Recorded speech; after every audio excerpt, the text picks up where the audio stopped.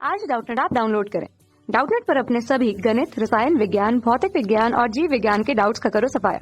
बस प्रश्न की फोटो खींचो, एक ही प्रश्न को क्रॉप करो और तुरंत वीडियो सोल्यूशन पाओ। अभी डाउनलोड करें।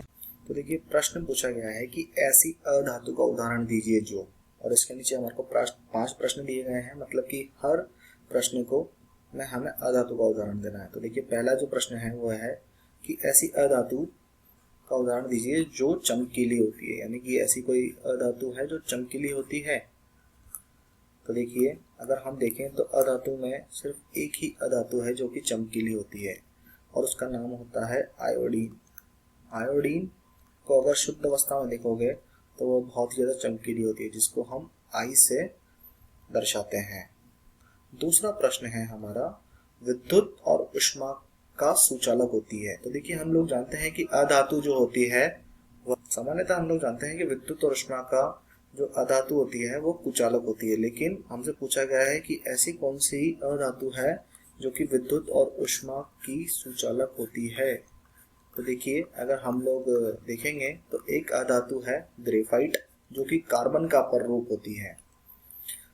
वो विद्युत का सुचालन करती है तथा उसके अलावा ऊष्मा का भी सुचालन करती है। तो होती है ग्रेफाइट और यह कार्बन का अपर रूप है।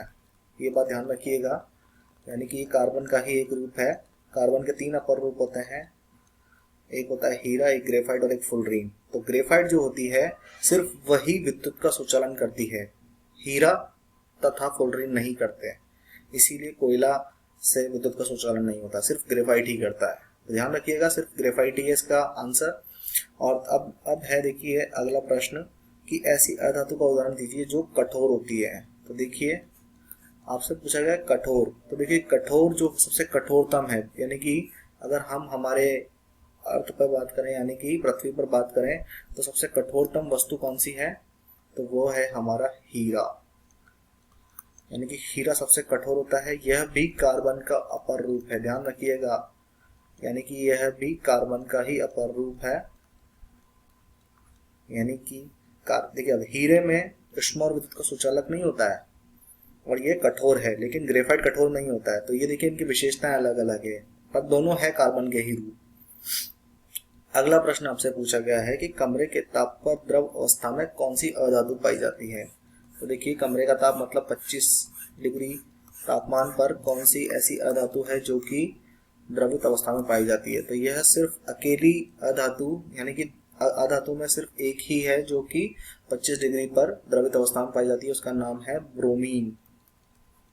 ब्रोमीन बहुत खतरनाक होती है, इसको हम हाथ वगैरह पर नहीं टच कर सकते, जिससे हमें तो हमारे हाथ चल जाएंगे। तो ब्रोमीन बहुत खतरनाक गैस है। तो ब्रोमीन जो होती है वो द्रव अवस्था में पाई जाती है। अब देखिए अगला जो प्रश्न है वह है, ऐसी कौन सी अधातु है जो वायु के संपर्क में आने पर जल उठती है। तो ऐसी कौन सी अधातु है, देखिए जो वायु के संपर्क में आने पर जल उठती है, तो उसका उत्तर होगा सफेद फास्फोरस। तो देखिए सफेद जो फास्फोरस होता है वह हवा के संपर्क में आता है तो वो जलने उठता है। तो यह भी फास्फोरस का एक अपर रूप है। ये बात ध्यान रखिएगा, फास्फोरस 2 तरह के होते हैं, एक लाल और एक सफेद। तो लाल फास्फोरस जो होता है वो माचिस की तीलियों में लगा होता है, लेकिन वो हवा में संपर्क में नहीं जलता, जबकि सफेद फास्फोरस जल जुड़ता है। तो देखिए उम्मीद है आपको आपका उत्तर मिल गया होगा। धन्यवाद। कक्षा 6 से 12वीं से लेकर नीट, IIT, JEE वो एडवांस के लेवल तक 1 करोड़ से ज्यादा छात्रों का भरोसा। आज ही डाउनलोड करें डाउटनेट ऐप या व्हाट्सएप करें अपने सारे डाउट्स 8400 400 400 पर।